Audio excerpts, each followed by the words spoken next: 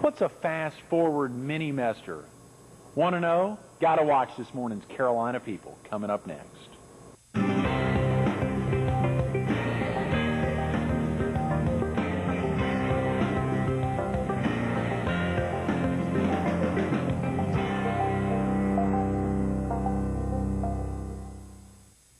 Good morning.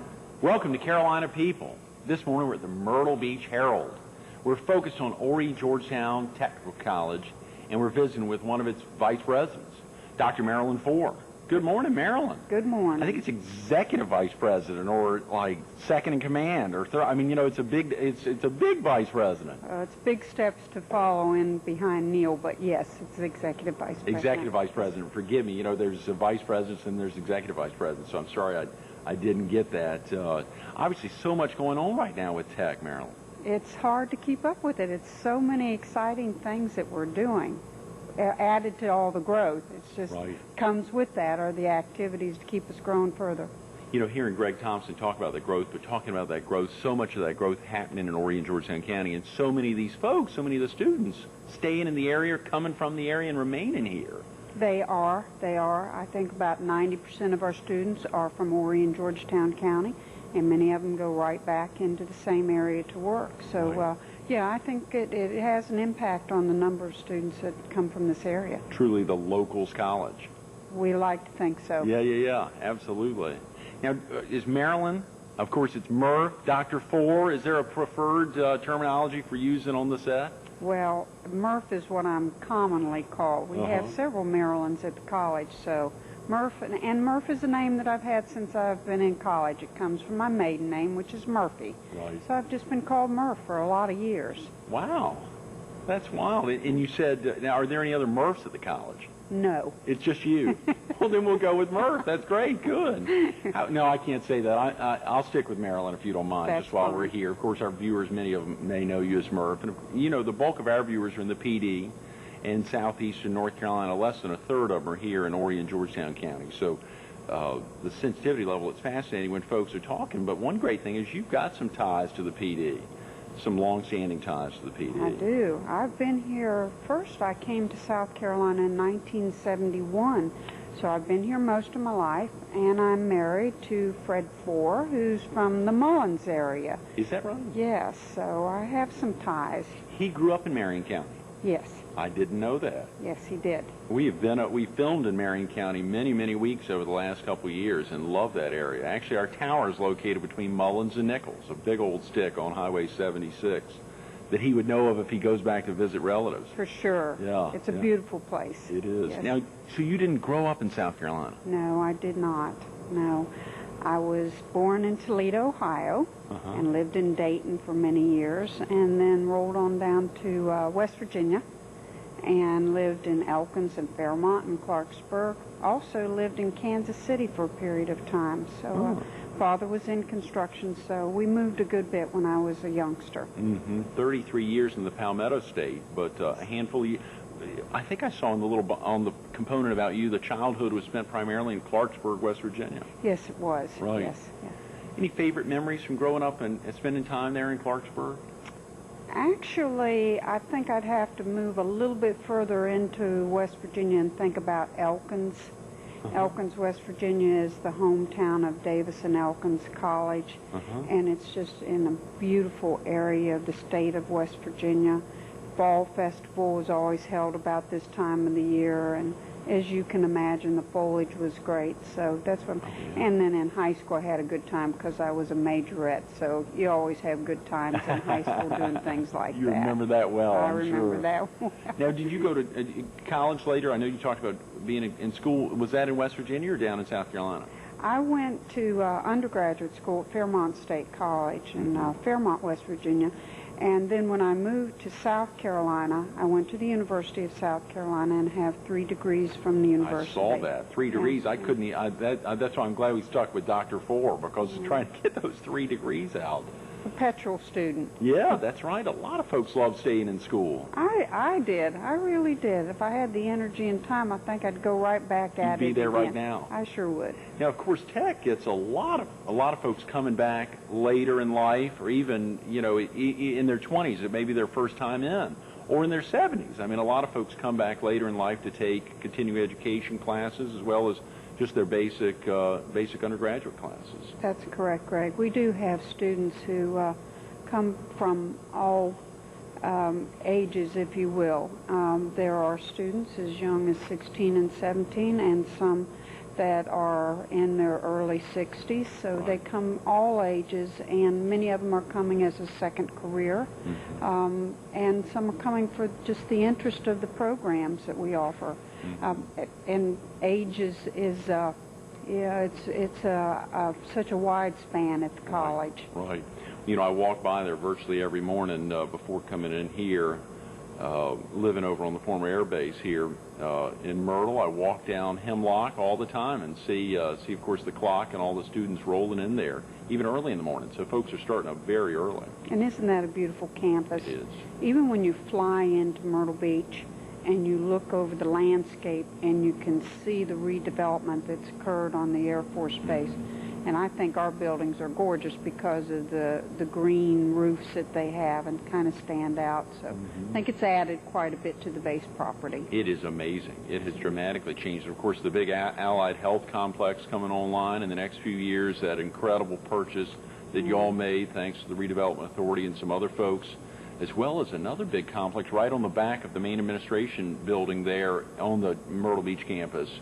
Looks like there's something, a science and technology complex that's underway. Right. Greg, as a matter of fact, been told part of the renovation on that current academic building is going to be a Christmas present to us. They're going to have a science lab finished. In the building that was the old gymnasium has been converted to a two-story science and technology wing. Is that right? And that will be done, we hope, in the spring, and that's coming along beautifully. It's going to be a strong addition. And then when we renovate the hospital property, a good number of our health science programs will move to that campus, and we're in our initial stages of planning for the programs that'll shift over there. And I think that that's going to be a really a good move to have a central location, centrally located for the Myrtle Beach area with all the strong allied health programs. Oh, yeah.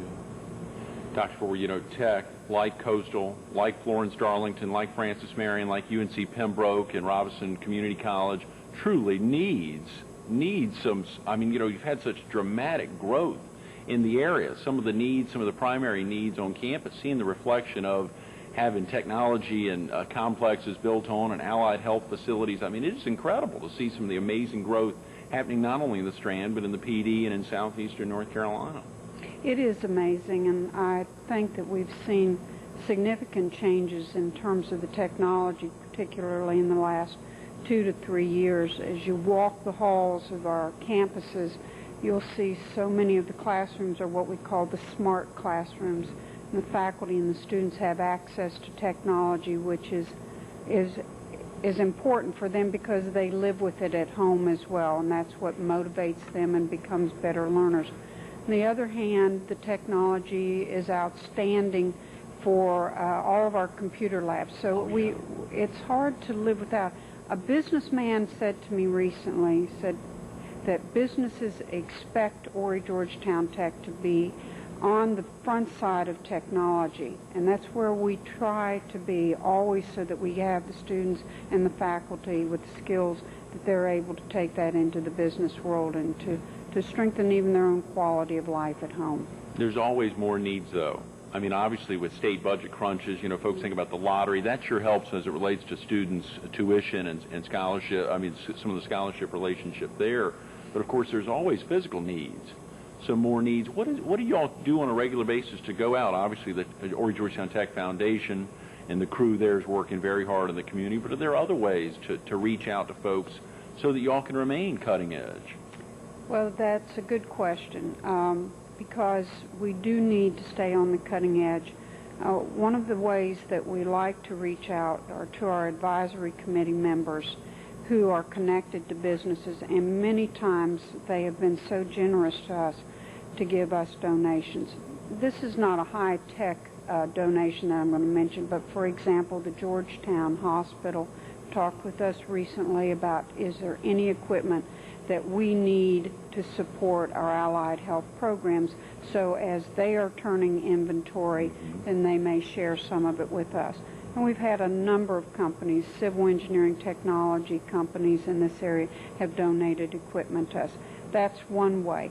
The lottery dollars in terms of the technology funds that have been made available have greatly enhanced our ability to Really? acquire, yes, to acquire computers, state-of-the-art equipment for many of our programs. And again, because we do train the technicians in the area, we have got to have the equipment that allows us to do that. So I would say between some dollars coming in from the state that we hadn't had before and some donations, and then the foundation has been wonderful to help to identify donors that have helped us out with the equipment. You know, we were down a couple months ago filming at the Georgetown campus, and being in there was amazing to see some of those computer labs, Marilyn, and the incredible setup there. Of course, just walking through there, you know, while we were down there filming with Mayor Wilson down there, Linwood Wilson, obviously Professor John Boyd was with us, Tom Mazer, Greg Thompson, a number of great guests there. But just when we took the tour through the facility on one of those days we were down there, visiting those computer labs, it's A, everything's wireless, B, you know, the professor's able to communicate with one central location and everyone's able to keep up, and it's incredible. Well, I'm pleased to hear you say that. I think that we are setting a pace in the area and perhaps statewide. Anytime we have visitors come on campus, they're very impressed with the amount of technology that we have. And our faculty have been outstanding in terms of their willingness to adopt it in their classrooms. No one has particularly asked them to do that, but they find it exciting, and students learn using the technology in a more innovative approach. Oh, absolutely. Absolutely. Linda Ketchron was with us last week from one of the sister schools in the area, who's just taken over the Waccamaw Center for Higher Education down there, the Coastal Carolina Extension. Yes. And, you know, of course, she focused on that as a not as a campus. I guess there's one main campus, and then there are the out centers. I mean, obviously, Coastal, like Horry Georgetown Tech, has a main campus, both in Conway, back to back on each other. But you all have been expanding out, both of you, in the community. It is just spectacular to see that kind of commitment to community. Oftentimes you don't see that. I'm from Durham, where we've got a great university, Duke University, and of course Durham Tech, another great technical college. But neither of them continue to expand that much. They keep bringing people in from far distances to expand, from Raleigh or from Chapel Hill, or obviously northerners into Duke. But you know, y'all have done, both schools have done such an amazing job, particularly Tech, and really reaching out to this local community. Well, the community's been good to us. The community, with the growth that it has certainly allowed us the luxury, if you will, to grow along with it. And the other thing is, I think that Coastal and Horry Georgetown Tech intend, as part of our mission, to reach out to students, to be accessible to them, to give them the availability of higher education opportunities. Absolutely.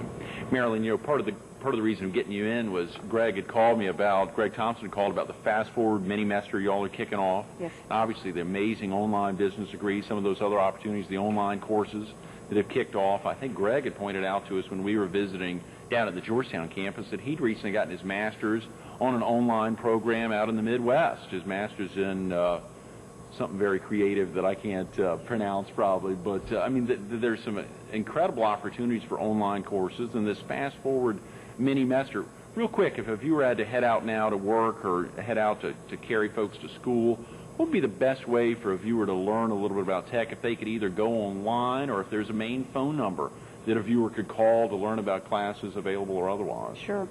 Greg, what the viewers can do is they can go to two sources. One, if they would like to go online, would be www.hgtc.edu. And our phone number for admissions, we give them information on the programs, is 349-5277. That'll get them to the admissions office, and they can refer them to a number of contacts within the college. And I've got to add 843-349-5277 for some of our viewers maybe up in the Calabash area. who could easily cross the line, head down to where y'all are expanding there on the 22, 15, I mean, up in that area. Have y'all yet built that facility up there, or that's underway? We have an extension at the North Myrtle Beach High School. That's right. We have 8 classrooms there that we occupy.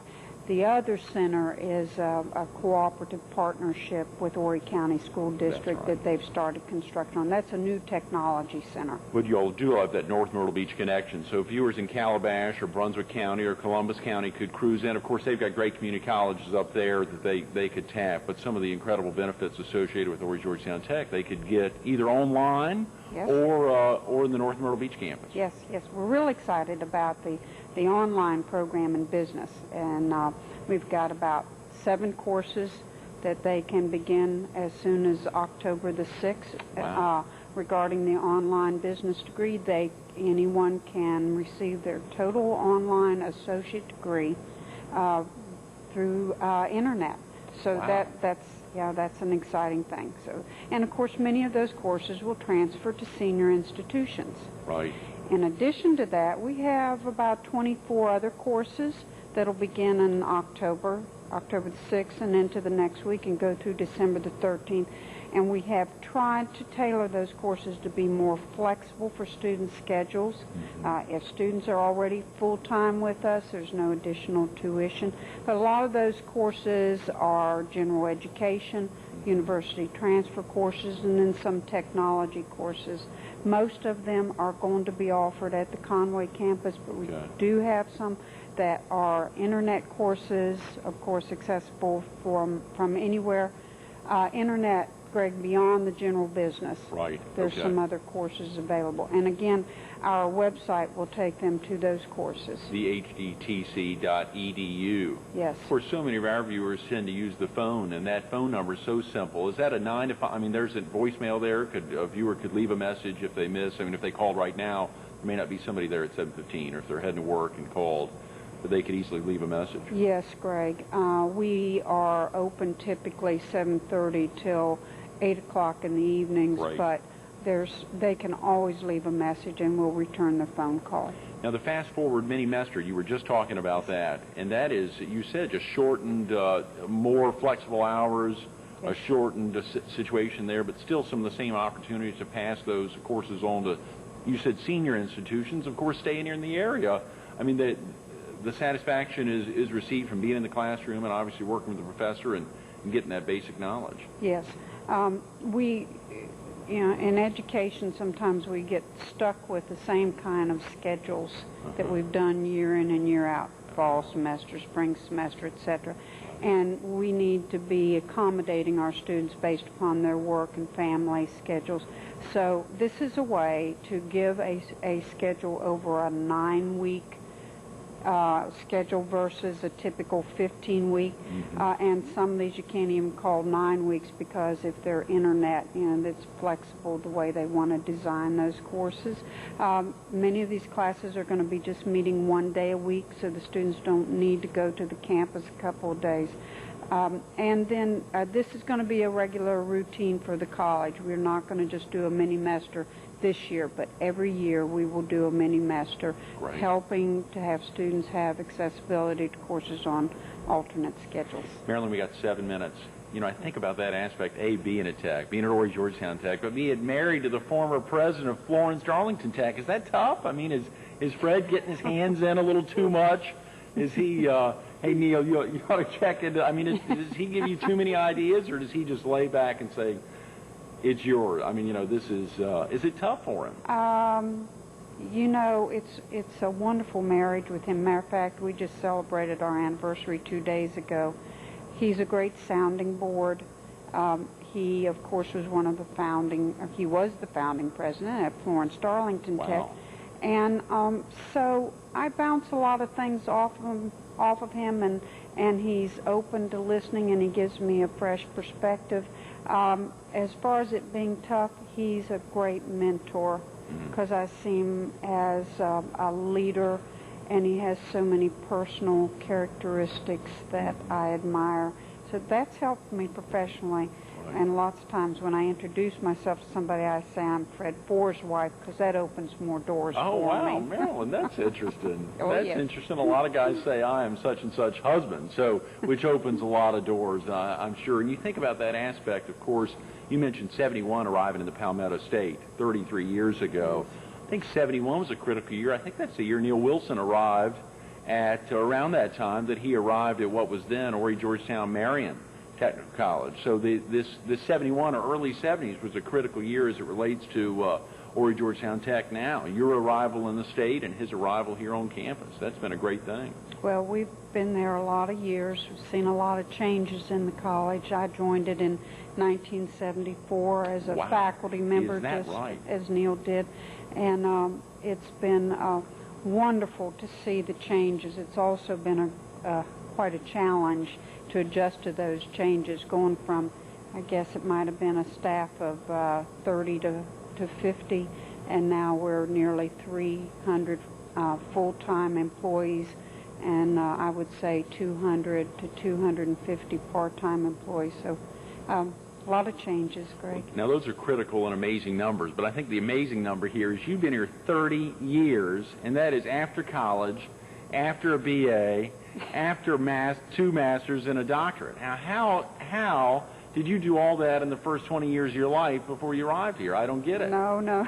I don't get it. I mean, the numbers don't add up. 74, you've been here 30 years, and you can't be older than 50. I mean, what's going on? Oh, thanks, Greg. A lot of overlapping in there. Yeah, obviously. Yeah, high school and junior high with master's degrees. That's a big congratulations. You've done a heck of a lot. You know, of course, part of the thrill of getting you in this week was because you and our guest tomorrow, Jerry Osmond, are both members of the same church. And, of course, not Monday, Tuesday, and Friday, but Wednesday and Thursday. We've got folks who are really interested in the South Strand that you've been active there at Blaine Methodist Church for a good while. Yes. Jerry's a great individual, and we miss one another at church because I think I'm normally the 11 o'clock service, Oh, yeah. and he's at the early service, but that's one of the fastest growing churches, does Okay. so much in the community, vibrant, means an awful lot to the young people in the church. It's a wonderful, wonderful church in this area. Harold Lewis and Sandra are Yes, amazing. It's an they are. incredible operation. When I lived in Myrtle's Inlet, I attended regularly. As a matter of fact, I fell in love with the upper room, something that I found there at the Methodist Church, a daily devotion, which I now read. And last Thursday and Wednesday were two amazing upper rooms. If someone doesn't get it, they can go to upperroom.org to get a copy of that, or just go to Blaine Methodist Church, or probably any Methodist church. Now First Pres has it, which I attend in Myrtle. But golly, those you find a little thing at a church, and it's of course we've got a great new faith columnist in the Myrtle Beach Herald, so we're learning new things each week. I don't know if you know that guy. You don't know what I'm talking about. Greg Thompson, I'm sorry, who's a local youth pastor. Forgive me. Yeah. You know, so many exciting things happening at Tech. If you were going to summarize some of the expansive growth and some of the areas that you all are looking forward to, obviously as Executive Vice President for Academic Affairs, you're pretty dang involved with all the aspects of the college. What are some of the most pressing needs going forward? We got a couple of minutes. Most pressing needs going forward over the next 4 years, let's say. Well, I guess, Greg, I think some of the pressing needs are to always address what training and educational opportunities we need to provide in order to support business and industry, to support the economic growth. One of the exciting new programs coming on board next year, for example, is a construction technology program. Right. Many builders in this area have contacted President Wilson and have stressed with him the need to have graduates coming from the program that can work as superintendents, project estimators, and given the growth of this area, that's going to be an important program. We are also working with the senior institutions in some strong partnerships to have our students to articulate through those institutions, and the allied health programs continue to be, as Mr. Wilson says, our high-tech programs, and we are researching the need to add some more of those. We're going into an associate degree in sonography. We're looking at a program for physical therapy assistance, respiratory assistance, and on it goes. So, yes, I would say that our challenges are constantly to feel out what the business and industry needs in order for us to offer in programming, and to have the programs and faculty in place that's going to support those needs. You know, Neil was with us a couple of months ago, and he pointed out that the average student's 26, female, pointed out some other fascinating demographics, of which I can't remember them all, but you think about waking up in the morning, being there, knowing this explosive growth is happening, but knowing you're making a difference every day in these students' lives and their ability to get back in the workforce and continue to strengthen their positions. It's pretty exhilarating. It must be. Out of everything that we've said this morning, that's probably the most significant thing we're talking about, is that I see this college making such a significant contribution to individuals that we see particularly need us. And we need to always be mindful at our college that for many people, it's a real challenge to just step onto a college campus. And so we try as best we can to be people-oriented, customer service, and we do think that we make an impact on individuals' lives. Absolutely. Thanks for saying that. Yes, Marilyn, thanks so much for being with us this morning. It's been my pleasure. Absolutely. Stay tuned to more Carolina People with Dr. Marilyn Fore coming up next.